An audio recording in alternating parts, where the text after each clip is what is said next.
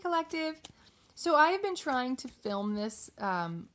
I've tried like several times, and I'm not saying it I'm not saying it as succinctly as I would like to, but I'm going to try again, and hopefully this comes out the way that I intend. I just came across a reading by one of my favorite girls. I love her. I watch her all the time. And don't everybody ask me who. The thing of it is,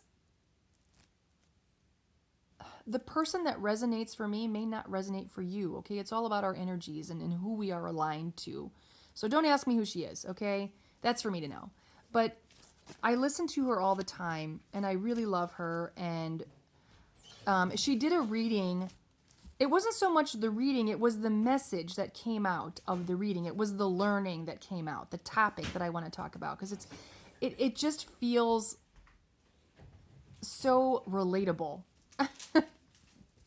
And she talked about people pleasers, okay? And I can so relate. But she talked about people pleasers, and she talked about, obviously a people pleaser lives up to their title, okay? They're the whole essence of how a people pleaser moves is they cater to the expectations and the feelings of others. They want to make that person happy, even if it's not aligned to what they want. If it benefits that other person, if it pleases that other person, they do it, okay? But it's just not the way to move. It's not the way to move. Because when you people please, it's not just about making the other person feel good or wanting to be supportive to that individual, because those are all positive, right? That's really positive. When people pleasing becomes somewhat toxic is when you abandon yourself. When you abandon what you want in order to make someone else happy, in order to please another person. So like, for example, I'm going to use it in terms of love, because even though this people pleasing this can be for any situation in your life, but I'm going to use a love situation just to kind of simplify it as my example. Let's just say you're dating, okay? And you're the people pleaser, you're dating. And you get the vibe that the person you're dating really digs you. They're starting to develop feelings for you. You feel it. You know it. And you do care for this person. You do. It's not love. It's not love. You don't feel the same way. But you care enough about this person that you say to yourself, I want to make that person, I want to give them what it is that they want, because I do care. I care. And I know that they love me, so I'm going to move in a way that seemingly reciprocates that feeling, even though I don't feel that way. And this is like, it's just, when you really break it down, it's really the worst way to handle a situation. It's the worst thing you could do. Because, like I said, well, number one, obviously you're abandoning yourself, and you're doing it under the guise of, well, it's a nice thing. I'm making this person feel good. But that people pleasing, what you think is people pleasing, will actually in the end please no one. Because here's how it backfires. Like I said, number one, you're abandoning your own wants and needs, what you desire from the situation. But number two, you're moving with deception. You are completely confusing that person you're involved with. So you can't expect them to move in truth when you're not, because they cannot respond to the situation correctly, because you are not moving in truth. You're not moving correctly. So let's just say this other person that you're seeing, and you're moving in a way that you think he or she likes, okay? That person, what if there was a moment where that person thought to themselves, I don't think they're that into me. They're probably not that into me. But now here you've moved in a way that shows the complete opposite of that person's intuition. So what do? They doubt their own intuition. You've abandoned yourself, and they've abandoned their intuition. All based on movements that are untrue. Somebody moving, pretending in a way that in the end will benefit or please no one. So it's just when you really look at it, and that's why I like the love example, because it really breaks it down in the simplest of terms. Like I said, if there was a moment where that person thought he or she is just isn't that into me, but then all of a sudden they move like they are, they're like, well, wait a second, maybe I'm wrong. Maybe they do like me.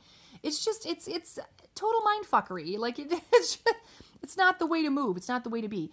But the other thing that the people pleaser does, and now I've been on both ends. Okay, I've been the people pleaser, and I've also been on the other end of that.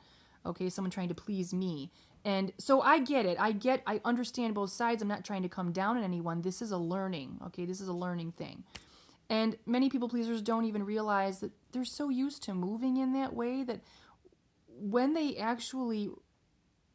tower moment comes and they realize that they move this way and they're like, how do I really feel? Now I really got to dive into that. Like, it's a whole thing. It's a whole learning experience. I'm sorry, I'm digressing. What I wanted to say, the other terrible thing that this does when it comes to a relationship, the people pleaser, the person who really didn't feel that way but they pretended they didn't trust that other person would understand their truth. And that's also kind of hurtful, right? Like, you didn't trust me enough to think I could handle it or that I could understand. So you really kind of undermine that person's ability to understand your truth. Well, and that's assuming you know your truth too. There are some people pleasers who may not. They may not know. They're just as confused, which is terrible. Okay, terrible, all the way around. So, I'm sorry. There was something else I wanted to say. Oh yeah. The other thing is, let's just say it finally breaks off. Okay, it comes to a head. You break up, and the person who they felt all this love and they thought you felt it back, but you abandoned them. And what do? We try to understand the reason for that connection, even if it was like short-lived. We try to understand what was the reason, what was the lesson, what was I supposed to learn. And so now we might chalk it up to, and she said this in the reading, I love it.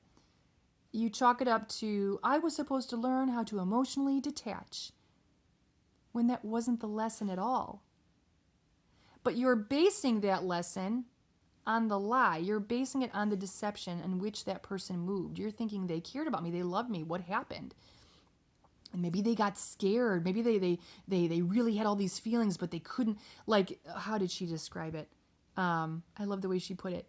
Like, they had all these feelings for me and they were just suppressing it. Like, your mind, that's what you're thinking, because all of their actions showed that. So now you're thinking that the lesson isn't what the lesson really is. Like, the lesson is this.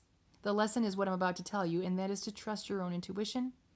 If you're a victim in this situation, and also, but the people pleaser also, to not do that to yourself.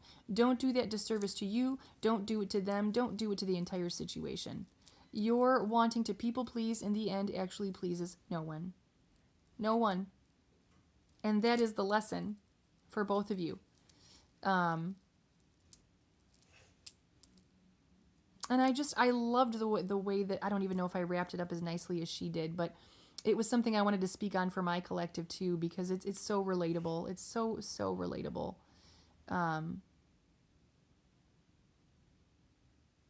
I think, like I said, the biggest moral of the story too is just being honest with yourself, with the people that you choose to get involved with. Just be honest. Share your truth. Have faith that person can handle it. And if they can't, oh well, that's not your problem to solve. That's the other thing. Like, you just move in truth, because when you move, if you pretend, if you move with deception, it, like I said, it does nobody any good. It doesn't do anybody any good.